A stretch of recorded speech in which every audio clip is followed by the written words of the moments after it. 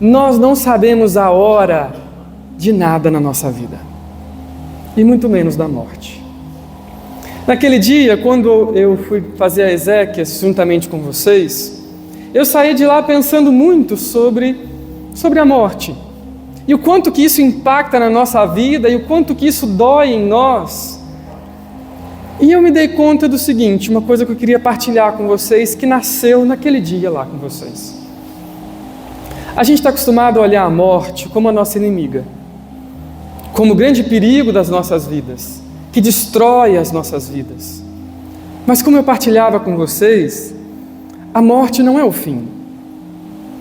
A morte, ela é a porta de entrada para a vida que Deus realmente nos criou. Deus não criou ninguém para viver a eternidade aqui na terra. Ninguém. Qual é a pessoa mais velha que você conhece que já viveu nessa terra? 110 anos, talvez? 120 no máximo? Então, no fundo, a gente sabe que não está aqui para viver para sempre. Mas então, por que a morte nos dói tanto? Nós vamos desenvolvendo uma das coisas mais bonitas que Deus deu para nós: amor. O amor nos conecta com as pessoas. O amor faz com que a gente se importe com elas, que a gente deseje para elas bem, e inclusive a gente coloca a nossa vida em função delas, para que a vida delas fique melhor ainda, porque a gente está na vida delas. E aí, quando chega esse momento da despedida, a gente pensa que às vezes tudo que a gente viveu, investiu na pessoa, se dedicou, se acaba. Mas aí é que está. A nossa esperança em Deus nos faz ter a certeza de que a morte jamais será o fim. E aí naquele dia eu saí de lá, ao invés de chamar a morte de minha inimiga, eu saí de lá chamando a morte de minha mãe. Porque eu sonho que no fim da minha vida, a morte me encontre vivo, me encontre cheio de gente ao meu lado, que vive e viveu comigo momentos que serão impossíveis do tempo apagar. E eu acho que ver essa igreja hoje, com todos vocês aqui presentes, numa terça-feira, é a personificação de um Pedro que soube viver. E eu sei que talvez agora nos dá um sentimento de tristeza, mas na verdade deveria nos invadir um pensamento e um sentimento de uma vida que valeu a pena ser vivida.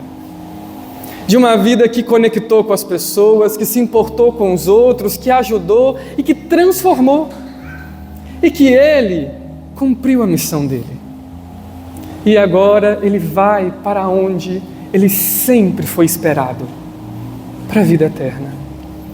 E agora, a morte, como sua mãe, o pega nos braços, sorridente, como quem acolhe um filho tão amado, e leva para junto de Deus, para que ele possa viver a plenitude dos seus tempos, pela eternidade. Eu sei que no início da perda, dói, mas a certeza que nós temos na nossa vivência de fé, acalma o nosso coração de uma forma em que a gente até se alegra, por saber que uma vida tão bem vivida, não tem outro destino que não a presença de Deus. E que nós possamos aproveitar do exemplo que Ele deixou para a vida de todos vocês e até para a minha, que presenciei o que presenciei, e poder dizer: eu quero viver melhor, porque eu vi o amor da minha vida sabendo viver. Que nós possamos nos inspirar hoje, não pela morte, mas pela vida. Porque na vida do Pedro vocês descobriram a única coisa que é eterna: o amor. Nada mais sobreviverá, mas o amor atravessará qualquer tempo e chegará nas futuras gerações, nos filhos, nos netos, nos bisnetos, em gerações que nunca conheceram Pedro, mas que lá eles serão tratados com o amor que um dia alguém aprendeu com Pedro. Que Deus nos inspire a perceber que a vida, assim como o amor, perpetuará a nossa existência. Em resumo, não tenham medo da morte.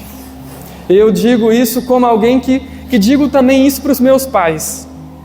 Eu tenho certeza, né? Eu trabalho para eu viver bastante.